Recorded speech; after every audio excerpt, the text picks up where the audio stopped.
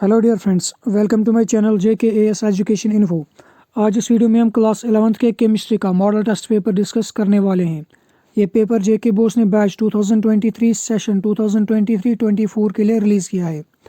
इस पेपर में maximum marks 70 में से हैं और इसमें टाइम 3 घंटे का होता है।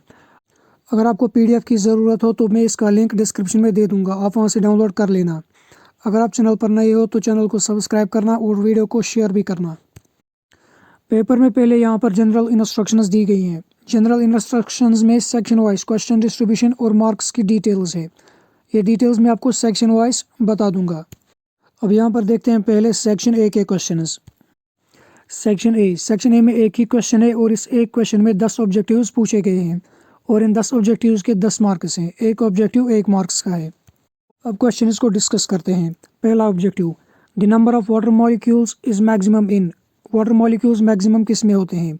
18 ग्राम ऑफ वाटर में होते हैं, या 18 मोल्स ऑफ वाटर में होते हैं, या 18 मॉलिक्यूल्स ऑफ वाटर में होते हैं, या 1.8 ग्राम ऑफ वाटर में होते हैं। इसका आंसर आएगा option B, 18 moles of water. अब देखते हैं दूसरा objective. According to Bohr's theory the angular momentum of an electron in fifth orbit is. Fifth orbit में इलेक्ट्रॉन का एंगुलर मोमेंटम क्या होगा? अगर आपको एंगुलर मोमेंटम का फॉर्मूला पता है तो आप इसका आंसर लिख सकते हो। एंगुलर मोमेंटम का फॉर्मूला L बराबर होता है NH डिवाइडेड बाई पाई 2 पाई। यहाँ पर N का वैल्यू है 5, fifth orbit, that means 5H divided by 2 पाई। यहाँ पर 5 को 2 से डिवाइड करेंगे तो हमारा आंसर आ जाएगा 2.5 H divided by pi. Option में कहाँ पर है? Option B 2.5 H pi. So इसका आंसर होगा option B 2.5 H divided by pi. अब देखते हैं तीसरा objective. Objective third, identify the least stable ion amongst the following. इनमें से लीस्ट स्टेबल आयन कौन सा होगा? इसमें आएगा ऑप्शन ए बेरिलियम। बेरिलियम का एटॉमिक नंबर होता है 4 और इसकी इलेक्ट्रॉनिक कॉन्फ़िगरेशन होती है 1s2 2s2। यहाँ पर बेरिलियम स्टेबल होता है। इसमें जब इलेक्ट्रॉन ऐड किया जाता है तो इसकी इलेक्ट्रॉनिक कॉन्फ़िगरेशन बन जाती है 1s2 2s2 2p 2p1। इसमें एक इलेक्ट्रॉन ऐड हो जाता है, इस वजह से ये अनस्टेबल हो जाता है, लीस्ट स्टेबल हो जाता है। इसमें टेंडेंसी होती है ये एक इलेक्ट्रॉन लूज करने की और फिर से स्टेबल होने की। सो इसका आंसर होगा ऑप्शन ए बेरिलियम। अब देखते हैं next objective. Which of the following angle corresponds to sp2 hybridization. sp2 hybridization में बॉन्ड एंगल क्या होता है? 180 डिग्री होता है sp हाइब्रिडाइजेशन का, और 109 डिग्री 28 मिनट से होता है sp3 हाइब्रिडाइजेशन में। 120 डिग्री होता है sp2 हाइब्रिडाइजेशन में। सो इसका सही आंसर होगा ऑप्शन सी 120 डिग्री। अब देखते हैं fifth objective. The volume of gas is reduced to half from its original volume, the specific heat will.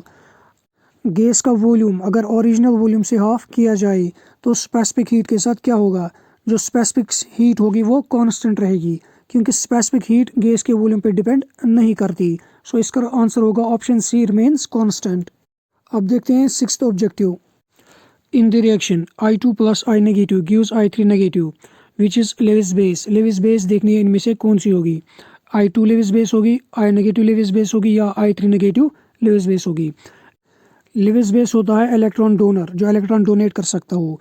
यहाँ पर I पे नेगेटिव चार्ज है, दैट मीन्स इसके पास इलेक्ट्रॉन्स हैं जो ये डोनेट कर सकता है, दैट मीन्स I नेगेटिव इसमें Lewis base होगी।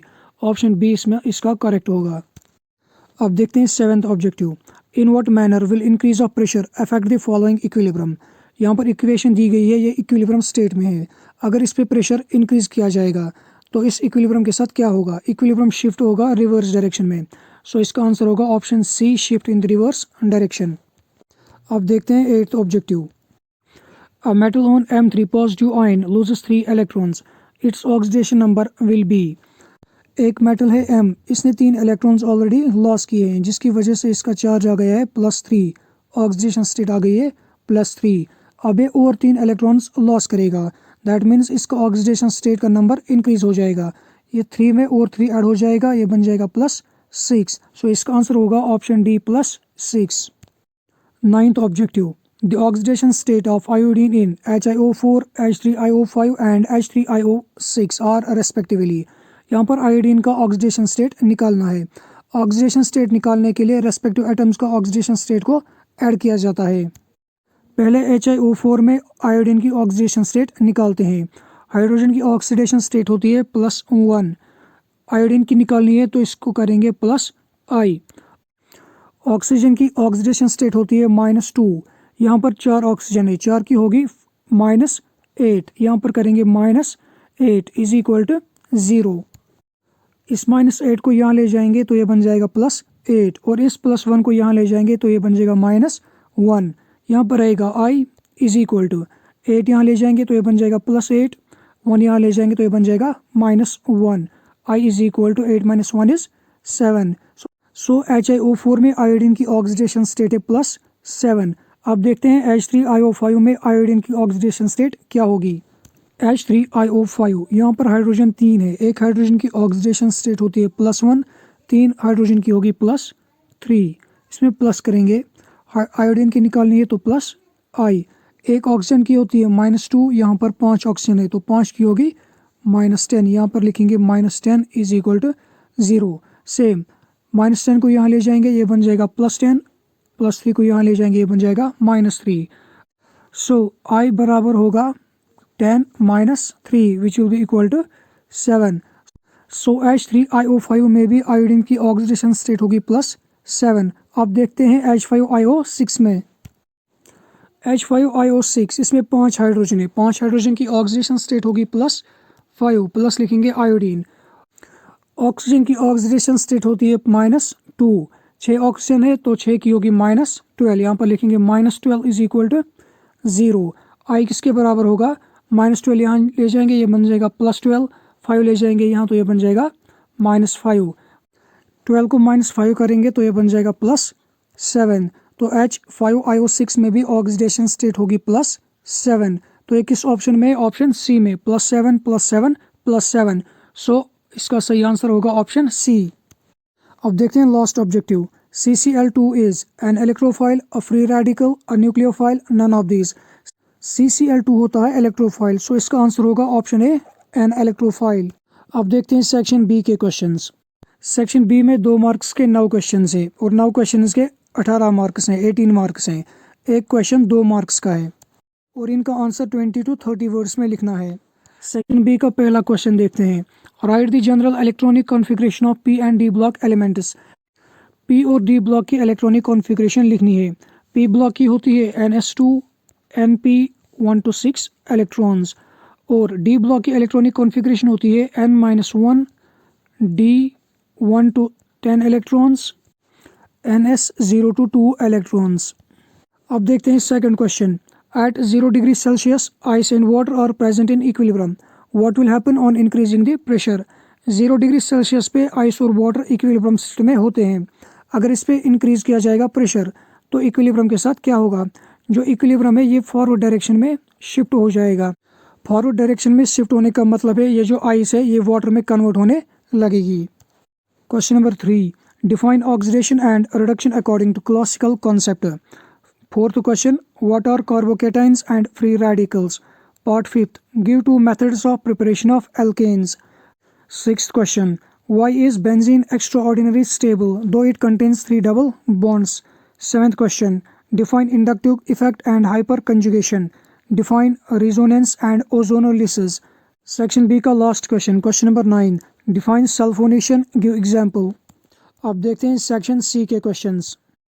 सेक्शन सी में 3 मार्क्स के 9 क्वेश्चंस हैं और इनके 27 मार्क्स हैं। इनका आंसर 100 to 150 वर्ड्स में लिखना है। Section C, question number 1, discuss law of reciprocal proportion with examples. Second question, an inorganic salt give the following percentage composition. Sodium 29.11%, sulphur 40.51% and oxygen 30.38%। Calculate the empirical formula of salt. इस question में salt का empirical formula calculate करना है। Third question, discuss about principle and Hund's rule. Fourth question, what is diagonal relationship with example? Fifth question, explain sp2 hybridization with example. Sixth question, on the basis of spur theory, predict the shapes of the following molecular ions. ये question last year x series में भी पूछा गया था। Question number 8, state and explain Hess's law of constant heat summation. 8th question, what is buffer solution? Give its types. 9th question, give 3 methods of preparation of alkynes. अब discuss करते हैं section D के questions को। Section D में 5 marks के 3 questions पूछे गए हैं। इनके टोटल 15 मार्क्स हैं। इनका आंसर 150 to 200 वर्ड्स में लिखना है। Section D question number 1, what are quantum numbers explain. ये क्वेश्चन लास्ट ईयर भी पूछा गया था। अब देखते हैं इसका और part. State and explain Heisenberg's uncertainty principle. Question number 2, define first law of thermodynamics, derive its mathematical formulation. इसका और पार्ट है define heat capacity, derive relation between Cp and Cv। अब देखते हैं question number 16। Question number 3, explain nucleophilic substitution reaction. इसका और part है right the IUPAC names of the following organic compounds. In organic compounds के IUPAC names लिखने हैं। अब देखते हैं पहला पार्ट। पहले पार्ट में यहाँ पर है एल्डिहाइड्स का ग्रुप, फंक्शनल ग्रुप। सो नेमिंग इसी साइड से होगी। यहाँ पर लिखेंगे 1, ये हो गया सेकंड कार्बन, ये हो गया थर्ड कार्बन, फोर्थ और फिफ्थ कार्बन। इसमें 5 कार्बन एटम्स हैं, इसके लिए लिखेंगे पेंट।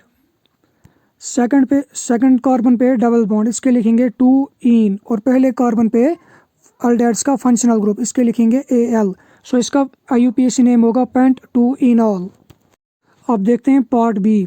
पार्ट बी में है COOH सिंगल बॉन्ड COOH। इसमें कार्बोक्सिलिक फंक्शनल ग्रुप्स हैं, 2 कार्बन है, इनके लिए लिखेंगे ईथेन। 2 कार्बोक्सिलिक एसिड्स के फंक्शनल ग्रुप्स हैं, इसके लिए लिखेंगे डाइओइक एसिड। सो इसका IUPAC नेम होगा ईथेन डाइओइक एसिड।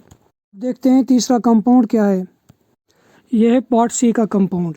इसमें फंक्शनल ग्रुप है कार्बोक्सिलिक एसिड, इसका COOH। नंबरिंग यहीं से करेंगे, यहाँ पर लिखेंगे 1, 2, 3, 4 एंड 5। सेकंड कार्बन पे 2 मिथाइल ग्रुप्स हैं और थर्ड कार्बन पे है डबल बॉन्ड। पहले लिखा जाता है मिथाइल ग्रुप्स का नाम, इसके लिए लिखेंगे 2,2 डाई मिथाइल। और तीसरे कार्बन पे डबल बॉन्ड, इसके लिए लिखेंगे 3 और कितने कार्बन इसमें 5, पेंटीन नहीं लिखना है, पेंटीन लिखना है। पेंटीन और फर्स्ट कार्बन पे कार्बोक्सिलिक एसिड्स का फंक्शनल ग्रुप, इसके लिखेंगे पेंटीनोइक एसिड। सो इसका IUPAC नेम होगा 2,2 डाईमिथाइल 3 पेंटीनोइक एसिड। ये पार्ट डी का कंपाउंड, इसमें 4 कार्बन है और इसमें कीटोन फंक्शनल ग्रुप है।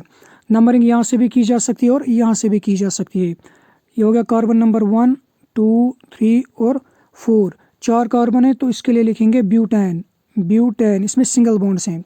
अब सेकंड और थर्ड कार्बन पे कीटोन ग्रुप्स हैं, इनके लिए लिखेंगे 2,3 डाईऊन। सो इस कंपाउंड का IUPAC नेम है ब्यूटेन 2,3 डाईऊन। अब देखते हैं लास्ट पार्ट, पार्ट ई। पार्ट ई में अल्कोहल फंक्शनल ग्रुप है, OH अल्कोहल फंक्शनल ग्रुप होता है और इसमें 3 कार्बन है, 1, 2 एंड 3। 3 कार्बन के लिए लिखेंगे प्रोपेन। तीनों कार्बन पे फंक्शनल ग्रुप्स हैं, इसके लिए लिखेंगे 1, 2, 3। अल्कोहल का फंक्शनल ग्रुप है तो इसके लिए लिखेंगे ट्राइऑल। सो इसका IUPAC नेम होगा प्रोपेन 1, 2, 3 ट्राइऑल। अगर आपने चैनल को सब्सक्राइब नहीं किया है तो चैनल को सब्सक्राइब करना और वीडियो को शेयर भी करना।